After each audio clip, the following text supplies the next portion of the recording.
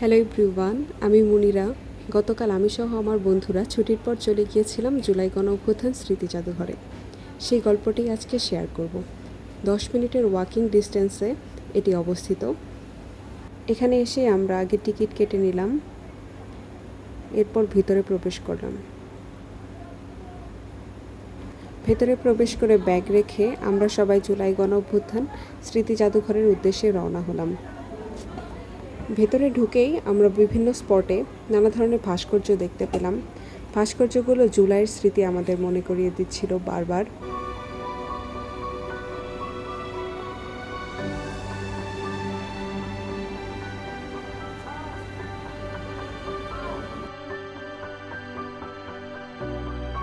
এখানে অনেক প্রতিকৃতি ও ধ্বংসাবশেষ দেখে 24শে জুলাইয়ের বিভীষিকাময় দিনগুলোর কথা বারবার মনে পড়ছিল।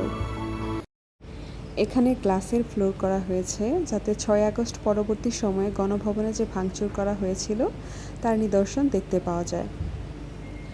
আর এগুলো হচ্ছে 24শে জুলাইয়ের শহীদদের নির্ভীক সংগ্রাম, তাদের আত্মত্যাগ এবং দেশ ও দেশের বাইরের মানুষের সমর্থনের স্মৃতি বিজড়িত ছবি।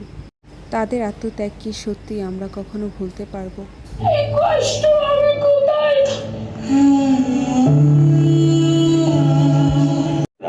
হযরত খুমাইন তো শহীদ হয়েছে, আম্মার দোয়া তো কবুল হয়। আপনারা আমার লাগে দোয়া করেন, আল্লাহ নিয়ে আমার শহীদ করেন। এরপর আমরা আয়নাঘরের উদ্দেশ্যে যাত্রা শুরু করলাম। আমার ফ্রেন্ডস এখানকার কিছু ভিডিও ক্লিপস নিতে বললো আমাকে, তাই এটা নিয়েছি।